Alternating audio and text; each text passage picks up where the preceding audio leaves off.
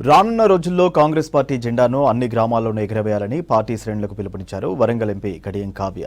2029లో రాహుల్ గాంధీ ప్రధానమంత్రి కావాలంటే ప్రతి ఒక్క కాంగ్రెస్ కార్యకర్త కష్టపడి పనిచేయాలన్నారు.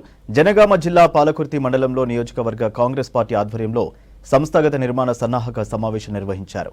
సమావేశంలో పాలకుర్తి ఎమ్మెల్యే మామిడాల యశస్విని రెడ్డి, ఎమ్మెల్సీ అద్దంకి దయాకర్, నియోజకవర్గ ఇన్ఛార్జి హనుమన్లో ఝాన్సీరెడ్డి పాల్గొన్నారు. రాహుల్ అజెండానే ప్రధాని మోదీ తీసుకుని పరిపాలన చేస్తున్నారని అన్నారు నేతలు. సీఎం రేవంత్ రెడ్డిని తట్టుకోవడం కేటీఆర్కు అంత ఈజీ కాదన్నారు. సమన్వయం చేసుకొని ఒకటే ఐక్యతతో ఉండాలి. ఖచ్చితంగా ప్రతి ఊర్లో ఎగిరేది కాంగ్రెస్ జెండానే. జెడ్పీటీసీ ఎంపీటీసీలు ప్రతి ఒక్కరు కూడా కాంగ్రెస్ పార్టీకి వెళ్ళే, అందులో ఎటువంటి అనుమానం లేదు. ఇప్పుడు ఈ సన్న బియ్యం పథకం చెప్తే తరతరాల కాంగ్రెస్ ప్రభుత్వం అట్లనే గుర్తుండిపోతుంది. యువ వికాస్ స్కీమ్ కూడా మీ అందరికీ తెలుసు. ఇంకా తెలిసిందన్న మీరు అందరూ ఉన్నదందరూ కాంగ్రెస్ కుటుంబ సభ్యులే, మీ అందరికీ తెలిసిందన్న నేను మళ్ళా చెప్పారు. ఇంకా ఇందిరమ్మ ఇల్లు అయితే ఈడితో అయిపోలేదు. ఇప్పుడు వచ్చింది 3500 ఇల్లే. ఇంకా 2 విడతలు ఉన్నాయి, అంటే ఇంకా 7000 ఇల్లు వచ్చేది ఉన్నాయి. అన్నీ కూడా అర్హులైన వాళ్ళకి కాంగ్రెస్ ప్రభుత్వం పెట్టడం జరుగుతుంది.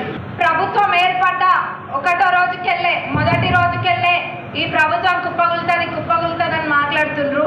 అంటే వీళ్ళకి ఎంత పేషెన్స్ లేదో దీన్ని బట్టే మనం అర్థం చేసుకోవచ్చు.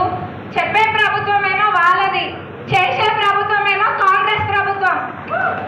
నా రాజకీయ లక్ష్యం కాదు, నా జీవిత లక్ష్యం అని చెప్పి ఈరోజు రాహుల్ గాంధీ గారు తీసుకున్న నిర్ణయం వల్ల ఈ రాష్ట్ర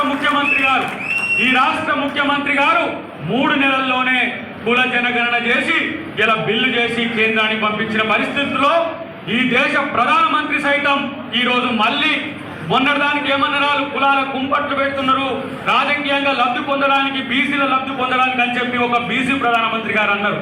కానీ ఈరోజు ఏం చేసింది కేంద్ర ప్రభుత్వం, ఇలా బీసీ బిల్లు తీసుకొచ్చి మేము బీసీల కులగణన చేసి బీసీల వివరాలు కూడా తీస్తామని చెప్పి ఈరోజు చెప్పిన పరిస్థితి. అది రేవంత్